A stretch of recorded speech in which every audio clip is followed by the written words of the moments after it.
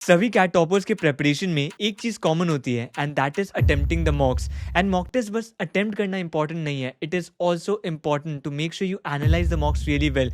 Because अगर आप mocks analyse नहीं करते हो then probably you are wasting your entire CAT preparation as well as your entire 2 hours of attempting the mocks was a waste if you have not analysed it properly. सो इस video में हम वही discuss करेंगे, how can you analyse the mocks really well so that you can extract the maximum ROI by attempting those mocks. So without time waste किए start करते हैं quant section से, which is very important. Quant section को आप analyse करोगे कैसे after the mock? तो quant section में आपने जितने भी क्वेश्चंस अटेम्प्ट नहीं किए हैं, दैट इज जो भी अनसॉल्व क्वेश्चंस थे ड्यूरिंग द एग्जाम, आप सबसे पहले उनको सॉल्व करोगे। Make sure you solve each and every question from quant paper which you have not solve, could not attempt या फिर could not solve during the exam.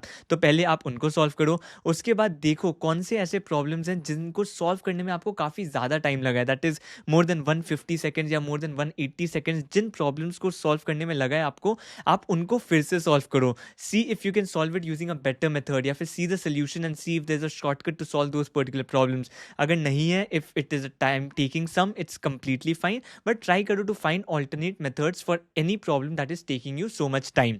उसके बाद बहुत इंपॉर्टेंट है, once you have solve every question, once you have made sure that आपने जितने भी unsolved problems है वो सॉल्व कर लिए, उसके बाद कैटेगराइज करो उन प्रॉब्लम्स को। You will categorise the problems across easy, medium and difficult. So easy problems कौन से होते हैं? ईजी प्रॉब्लम्स वो है जो आपने एग्जाम एनवायरमेंट में सॉल्व कर लिया था इन लेस देन 120 सेकंड्स। तो अगर ऐसे जो भी प्रॉब्लम्स हैं आप उनको ईजी में कैटेगराइज करोगे। या फिर कोई ऐसा प्रॉब्लम है जो आपने अटेम्प्ट ही नहीं किया during the exam, but after the exam when you attempted it, you found it that it is really easy, आप सॉल्व कर सकते थे during the exam as well, within 120 seconds आप वो प्रॉब्लम को भी सॉल्व कर लेते। तो put that under easy category. Medium questions कौन से? मीडियम क्वेश्चंस वो है जो आप एग्जाम में नहीं सॉल्व कर पाए थे ड्यू टू मे बी आपको कोई कॉन्सेप्ट नहीं पता था, या फिर it might have taken some time, you thought it might take some time, but आप सॉल्व नहीं कर पाए ड्यूरिंग द एग्जाम। या फिर ऐसे प्रॉब्लम्स जो आपने सॉल्व तो कर लिए but it took you time, it took you 150 second या फिर उससे ज़्यादा। ऐसे जो प्रॉब्लम्स हैं जो आपको या फिर 120 सेकेंड से ज़्यादा लगे थे, उनको आप कैटेगराइज करोगे मीडियम में।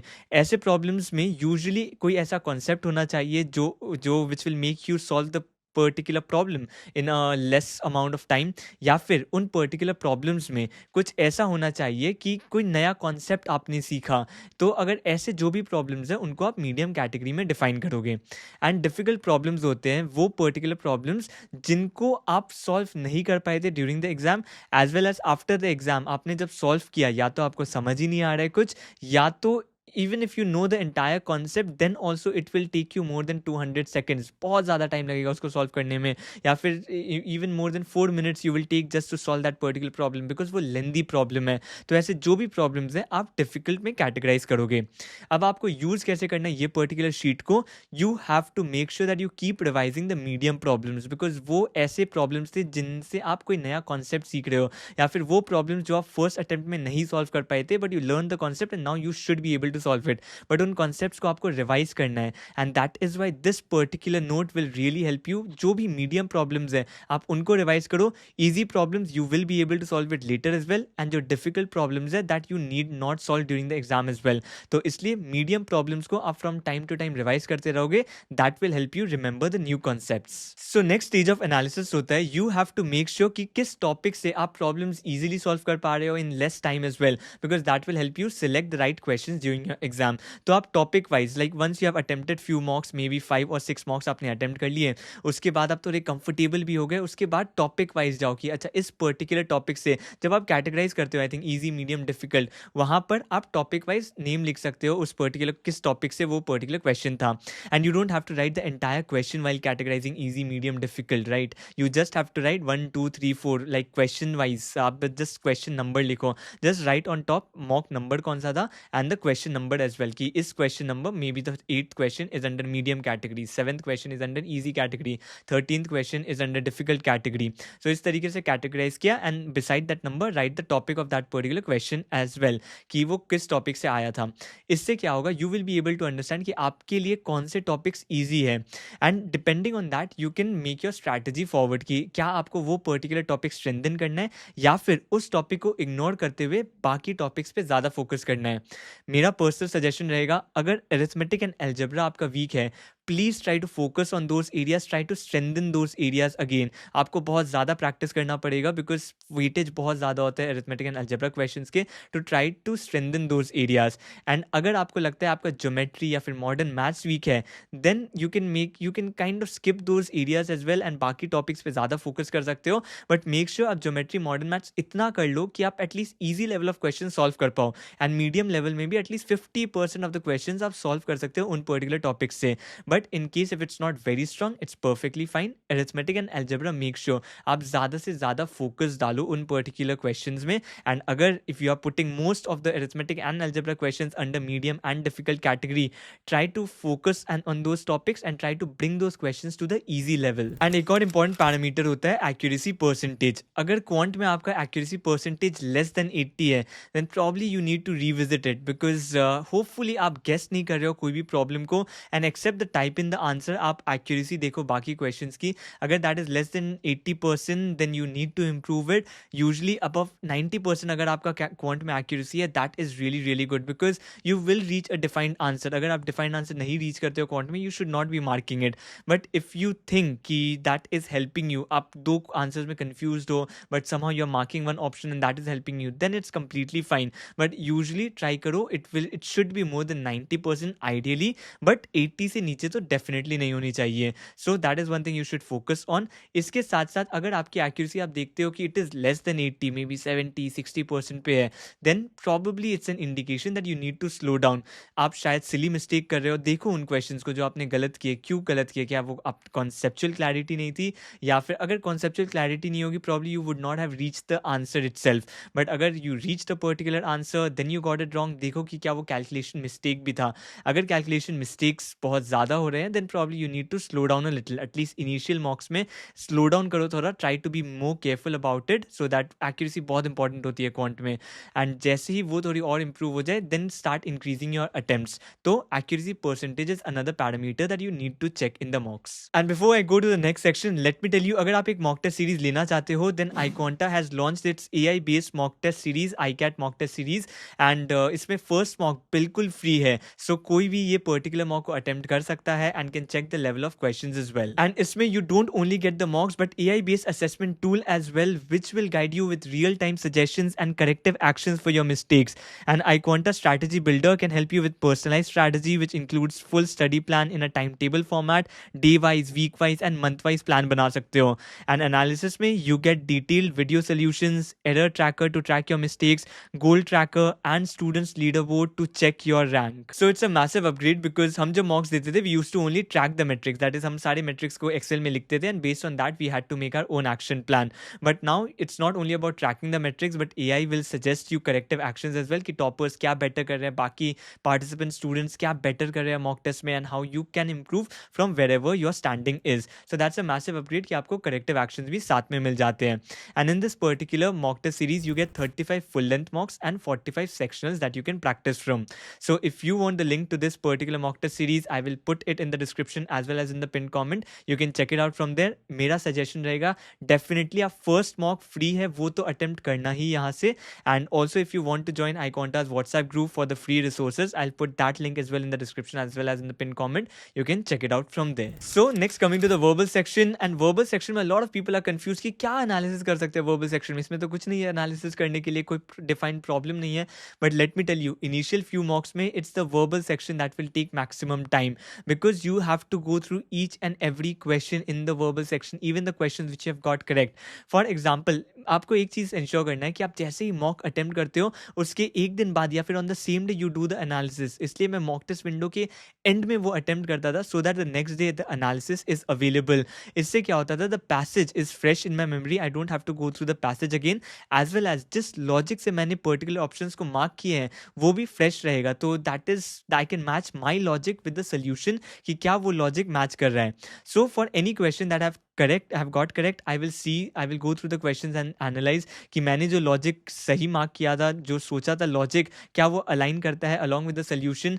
स्पेशली वर्बल सेक्शन में, स्पेशली आरसीज में बहुत इंपॉर्टेंट हो जाता है टू मेक श्योर कि आप एक पर्टिकुलर ऑप्शन क्यों इनकरेक्ट है उसका लॉजिक समझो।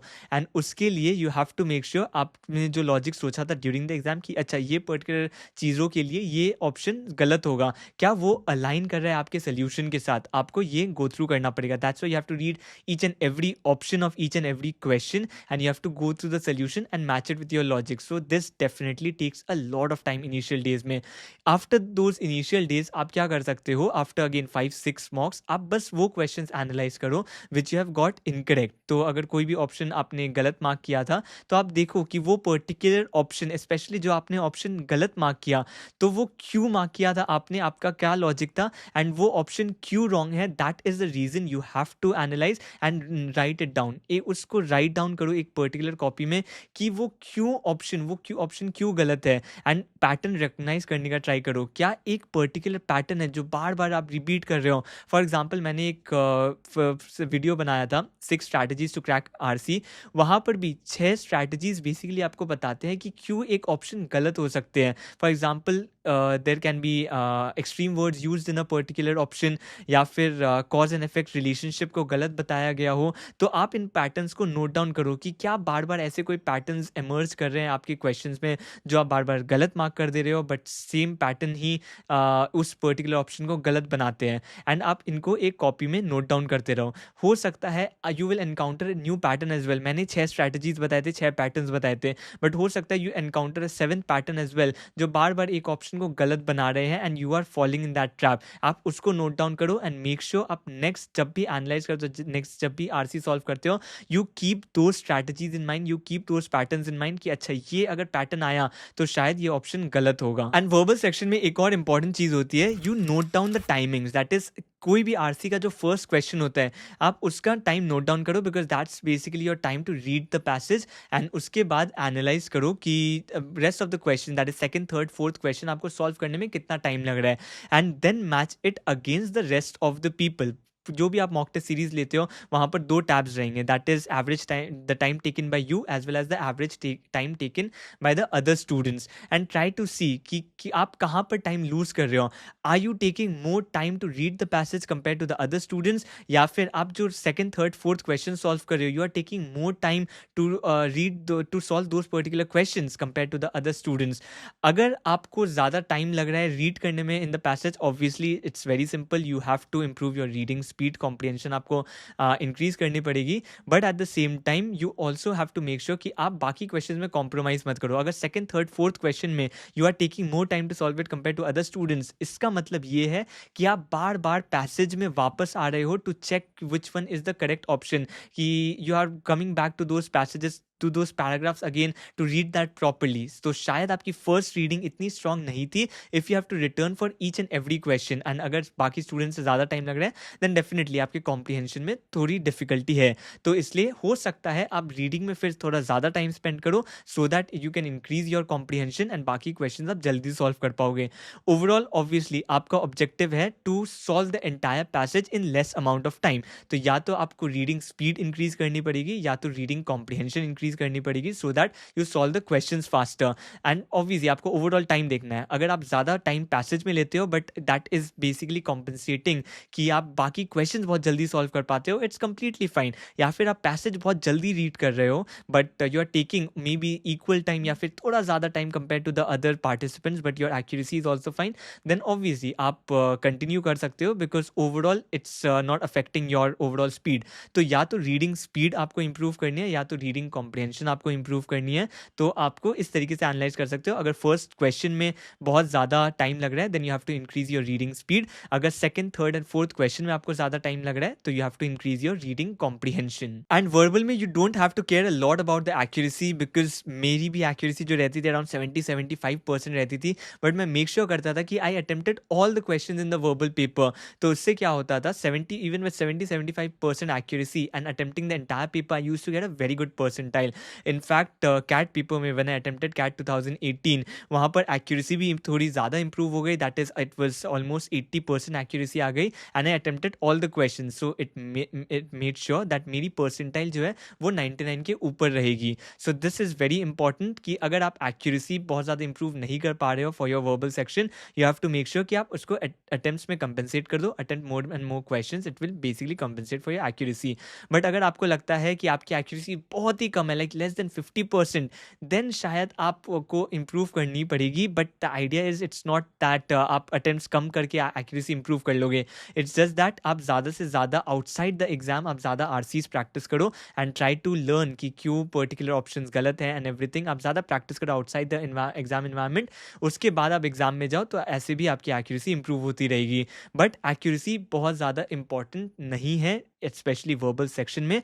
Try to focus on the time aspect कि आप क्या सॉल्व कर पा रहे हो within a particular time limit. आप RCs and rest of the question solve कर पा रहे हो and how do you compare it against the other students. And next आते हैं डीआईएलआर सेक्शन में. And DILR section is very similar to quant. इसमें आपने जो भी प्रॉब्लम्स ऑलरेडी सॉल्व कर लिए, जो भी सेट्स ऑलरेडी सॉल्व कर लिए, you don't have to go through it again and don't solve it again. You just go through all the sets which you could not solve या फिर you did not attempt during the exam, and you have to solve each and every set. Same categorization करोगे. यहाँ पर categorisation काफ़ी easy है. Basically आप question wise categorise नहीं कर रहे हो बट सेट वाइज कैटेगराइज कर रहे हो. ईजी, मीडियम, डिफिकल्ट में सेट 1, सेट 2, सेट 3 आप किस कैटेगरी में डालोगे that you have to figure out. Again concept same है. ईजी सेट्स आर दोज जो आपने एग्जाम एटमॉस्फेयर में सॉल्व कर लिया था या फिर एग्जाम में अटेम्प्ट नहीं किया बट बाद में सॉल्व किया, दैट यू फाउंड आउट कि it was really easy. Medium में अगेन वो सेट्स है जो आपको थोड़े टाइम लग रहा है, थोड़ा सा ज़्यादा टाइम लग रहा है सॉल्व करने में, या फिर आप एग्जाम में सॉल्व नहीं कर पाए थे but outside the exam you manage to solve it, या फिर आपने कोई नया कॉन्सेप्ट सीखा है उस सेट से, तो वो मीडियम में आ जाता है. And difficult sets again those which even if you solve it will take a lot of time. Even concept समझने के बाद it's a very difficult set to solve. You will take a lot of time, may be more than 20 minutes आपको लग जाएंगे उस set को solve करने में. सो ऐसे भी वो काफ़ी ज़्यादा डिफिकल्ट सेट है, उसको डिफिकल्ट कैटेगराइज कर लो. The concept is same again. You have to keep revising the medium level sets so that अगर वो सेट वापस आता है या फिर सिमिलर सेट वापस आता है, यू नो कि अच्छा ये पर्टिकुलर कॉन्सेप्ट है इस पर्टिकुलर सेट का.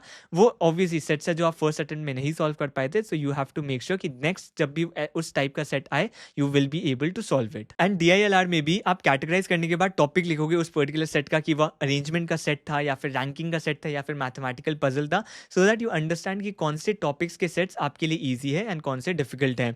एंड एक और जो एक्स्ट्रा चीज करोगे आप डीआईएलआर में, that is along with the categorization you will also write whether you attempted that set during the exam और नॉट. करेक्ट हुआ नहीं हुआ, सॉल्व कर पाए नहीं कर पाए, that is a different thing. But आपने अटेम्प्ट किया कि नहीं किया, एटलीस्ट लाइक 5 मिनट्स उस सेट में दिया कि नहीं, that is another thing that you have to note down. इससे क्या होगा, you will be able to understand आपने जितने ईजी सेट्स कैटेगराइज किए थे, क्या आप ज़्यादा से ज़्यादा ईजी सेट्स अटेम्प्ट कर रहे हो. बट अगर आप देखते हो कि आपने जो डिफिकल्ट सेट कैटेगराइज किया एंड वहाँ पर ज़्यादा अटेम्प्ट कर रहे हो, इट मीन्स आप गलत सेट्स चूज कर रहे हो एग्जाम में. तो that is something you need to improve. आपको ज़्यादा से ज़्यादा you have to make sure कि आप ज़्यादा से ज़्यादा ईजी सेट ट्राई करो ड्यूरिंग द एग्जाम. एंड वो बस तब आएगा जब आपको समझ आए कि कौन से सेट्स आपके लिए ईजी है. This categorization is going to help you. At the same time ये भी समझ में आएगा आपको, अपना मिस्टेक तब समझ में आएगा जब ये समझ आए कि आप अगर डिफिकल्ट सेट ज़्यादा अटेम्प्ट कर रहे हो ड्यूरिंग द पेपर, आप जब भी ये नोट डाउन कर लोगे with in that particular set, beside that particular set कि आई अटेम्प्टेड दैट सेट और नॉट, आप खुद रियलाइज कर जाओगे कि मैं ज़्यादा डिफिकल्ट सेट अटेम्प्ट कर रहा हूँ या फिर मैं ज़्यादा मीडियम सेट अटेम्प्ट कर रहा हूँ. ईजी सेट्स तो मैं छोड़ ही दे रहा हूँ, अटेम्प्ट ही नहीं कर रहा हूँ ड्यूरिंग द एग्जाम. अगर ये एनालिसिस से आता है बाहर, then obviously you need to improve your set selection, which is a very very important thing for DILR. DILR में जितना इंपॉर्टेंट है एक सेट को सॉल्व करना, उससे भी ज़्यादा इंपॉर्टेंट है कौन सा सेट आपको नहीं सॉल्व करना है उसको चूज करना. एंड डीआईएलआर में भी आप टाइम एनालिसिस करोगे. You try to compare your time against the other students की क्या आपको ज़्यादा टाइम लग रहा है एक पर्टिकुलर सेट सॉल्व करने में. एंड इसमें एक और चीज़ इंपॉर्टेंट हो जाती है, आप ये भी देखो जो सेट आपने अटेम्प्ट किया बट सॉल्व नहीं किया, अटेम्प्ट नहीं किया उसके बाद, मतलब ट्राई किया था सॉल्व करने का बट वो सॉल्व नहीं हुआ इसलिए क्वेश्चंस अटेम्प्ट नहीं किए, उसमें देखो आप कितना टाइम दे रहे हो. So the first question again किसी भी डीआईएलआर सेट का फर्स्ट क्वेश्चन देखोगे, so that will tell you कि आपको कितना टाइम लगा उस पर्टिकुलर सेट को सॉल्व करने में. एंड अगर ऐसे बहुत सारे सेट्स है जो आपने 10 मिनट दे दिए या फिर 7-8 मिनट दे दिए, उसके बाद कोई भी क्वेश्चन अटेम्प्ट नहीं किया, it means you are wasting a lot of time on a particular set in choosing the right set. शायद आप दूसरे सेट्स अटेम्प्ट कर सकते थे। So that is something you need to improve. And अगर कोई आपने सेट सॉल्व किया है and suppose it has taken you 20 minutes, but बाकी आपने एवरेज टाइम देखा बाकी स्टूडेंट्स का, if you add up all the questions का टाइम 1 2 3 4 एंड आप बाकी स्टूडेंट्स को देखते हो they have solved it within 10 minutes, then obviously there is a gap. You need to improve your timing.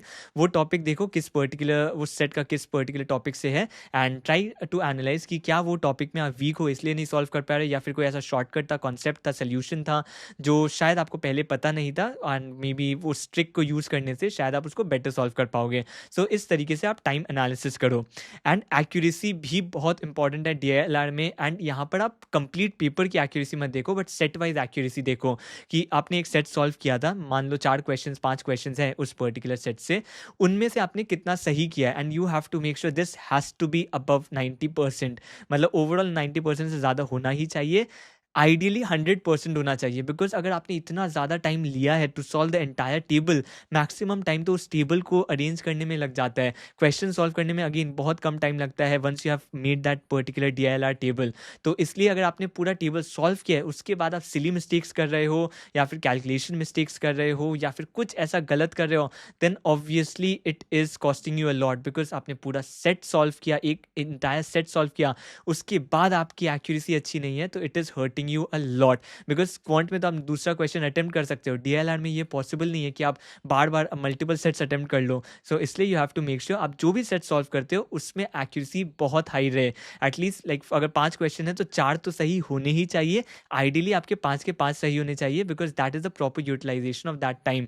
And अगर आप guess करते हो, गेस वर्क कर रहे हो, देन ऑब्वियसली वो एक्यूरेसी कम हो जाएगी, बट दैट विल, मान लो आप कोई अरेंजमेंट सेट था, आपको लगा कि हाँ ये पर्टिकुलर केस से मैं सॉल्व कर सकता हूँ, but that was just an extra set that you solve during the exam, उस सेट के लिए इट्स परफेक्टली फाइन। अगर आपको लगा कि हाँ 2 ऑप्शन में से एक रहेगा, आपने मार्क कर दिया, जस्ट बाई चांस वो सही हो जाए, then it's perfectly fine. But अगर आप बिल्कुल तुक्का लगा रहे हो, बिल्कुल गेस कर रहे हो कि 4 में 4 ऑप्शन आप कंफ्यूज हो, आप जस्ट मार्क करके आ गए, then obviously you should not be doing it. तो इसलिए एक्यूरेसी आप चेक करो। आपकी आइडियली DLR में एक्यूरेसी 90% के ऊपर ही होनी चाहिए, आइडियली तो 100 होनी चाहिए आपकी। जो भी आप सेट सॉल्व करते हो, मेक श्योर आप सारे क्वेश्चंस उस पर्टिकुलर सेट से सॉल्व कर पाओ। So this was about mock analysis. मैं बहुत जल्दी आपको बताने वाला हूँ कि आपको each of the sections attempt कैसे करने हैं, so that you can maximize your scores. Basically 2-3 strategies ही होते हैं जो टॉपर्स यूज करते हैं, एंड उनमें से आप भी एक चूज करोगे। Obviously it depends completely on you कि कौन सा स्ट्रैटेजी चूज करोगे, बट मैं डिटेल्ड आपको बता दूंगा, वीडियो बना दूंगा। सो मेक श्योर अगर आप कैट एस्पिरेंट हो एंड आपने सब्सक्राइब नहीं किया है चैनल को, you subscribe to the channel. And इसके साथ साथ अगर आपको और भी स्ट्रैटेजी वीडियोस देखने हैं, obviously most of the strategy videos are also available on my channel, अगर आप इंटरेस्टेड हो तो मैं आपसे उन स्ट्रैटेजी वीडियोस में मिलता हूँ।